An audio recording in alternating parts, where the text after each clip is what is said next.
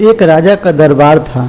उस दरबार में एक विद्वान ब्राह्मण रोज आया करता था, लेकिन वह बहुत गरीब था। राजा उसे बहुत सम्मान देता था, परंतु उसकी गरीबी का समाधान नहीं कर पाया था।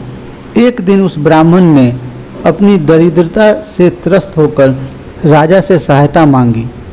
राजा ने उसकी दयनीय हालत देखकर कहा, तुम मुझे बताओ कि तुम्हें किस चीज़ की आवश्यकता है, मैं तुम्हारी हर मांग पूरी करूंगा। ब्राह्मण ने विनम्रता पूर्वक कहा, महाराज, मुझे धन दौलत रत्न या सोना नहीं चाहिए। मुझे केवल एक ऐसा कटोरा चाहिए जो कभी खाली न हो।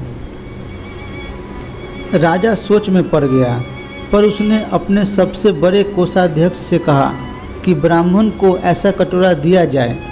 राजा के पास एक जादुई कटोरा था जो भरने पर भी खाली रहता था। उन्होंने वह कटोरा ब्राह्मण को दे दिया। ब्राह्मण बहुत प्रसन्न हुआ और उसने कटोरे को घर लाकर भरने की कोशिश की।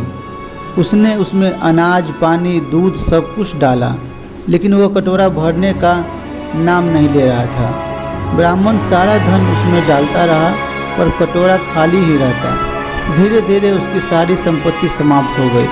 अंततः ब्राह्मण निराश होकर राजा के पास गया और कहा, महाराज, यह कटोरा तो कभी नहीं भरता। मैं अपने सारे संसाधन इसमें झोंक चुका हूँ।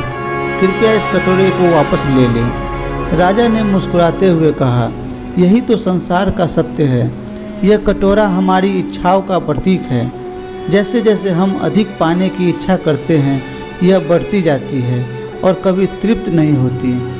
सच्चा सुख तो त्याग और संतोष में है। यह सुनकर ब्राह्मण ने समझा कि धन दौलत या संसाधनों से सुख प्राप्त नहीं होता। उसी दिन से वह त्याग और संतोष का जीवन जीने लगा।